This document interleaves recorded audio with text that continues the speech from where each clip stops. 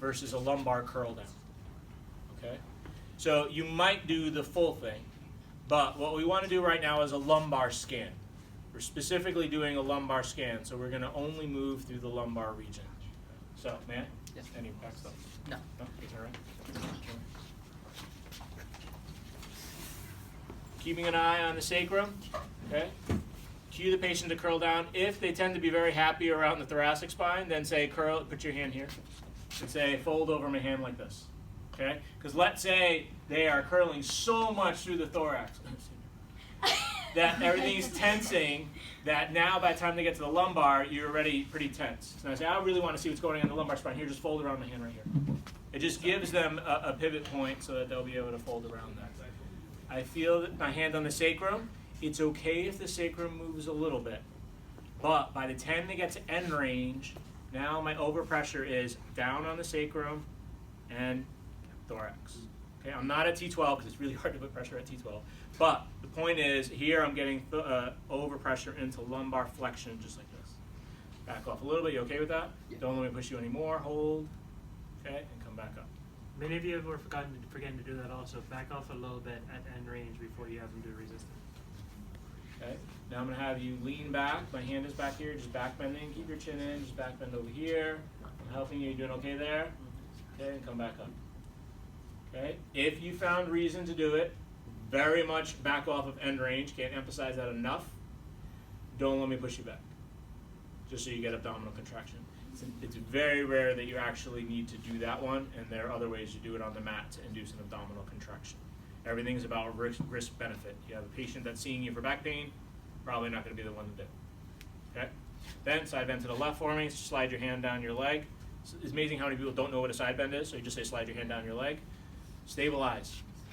Okay? Hold here. I'm going to push you a little further. Any symptoms with that? No. Back off a little bit. Hold. Don't want to push you down. Or here I got to switch my. I'm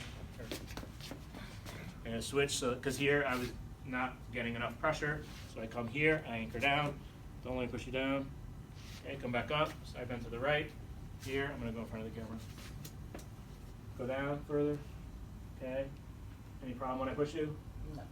Sure. Yeah. A little bit. I felt a hinge. Yeah. Like right. So you see, this is exactly why we did the passive range of motion assessment the way that we did it. All right, it's all about layering of learning. All right, when you first went through this, you're learning about end feel. End feel, what is that? I don't know what I'm feeling. I can't feel anything. Now that you've gotten some practice doing that, you're getting the sense of an end feel. End feel is at the end. There's so much information that you get at the beginning and the pathway through movement. Okay, Shirley Sarman stiffness, the blip in motions, a la Syriacs. You're starting to develop your listening hands. So as he starts to move, I already start to feel that there was some resistance here, stiffness, right? Then I felt a blip in the movement. There was the hinge, right? Normally I would be looking at the back, so I might have even seen the hinge. I can feel as I go here, even as I'm just doing it right now, I'm getting resistance. I put my hand here, immediately this whole thing tensed up. All right, his body, because the body knows more than our consciousness knows. The second we're going into an area, the body's like, wait, I'm guarding that area. So it increases the guard. And I say, okay, go a little further. A little shake makes the body feel better. Okay, fine, I can relax, go a little further. They were willing to go, so I know the muscle is not short, but they're stiff for a reason. I do overpressure. I can get there. Segmental. Right? Because there was a blip along, but I put tension on the muscles. Okay, I want to really, a la Syriacs, rule out the muscle. Don't let me push you anymore. You okay with that? I know it's not the muscle. Now, what I also did that you didn't see is an extension biased hinge. So when I went into it, if I were to do the resistance and I let him buckle into extension, I'm pain, an inaccurate finding, because I'm conflating it. So what I did, and you didn't see it, I brought him into flexion a little bit, and then I said, don't let me push you down, because I really want to isolate the muscle. Remember, selective tissue tension testing means you're selectively tensing the tissue to test it.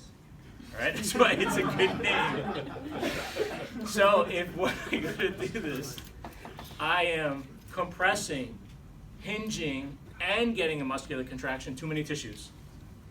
Okay? So I take out the stress of those tissues and try and isolate the muscle. Okay? Flexion, active, see the willingness to move, overpressure, how are they doing? And then resistance to try and start to get the sense of what's going on, contractile versus non-contractile. Flexion, extension, side bending. Okay?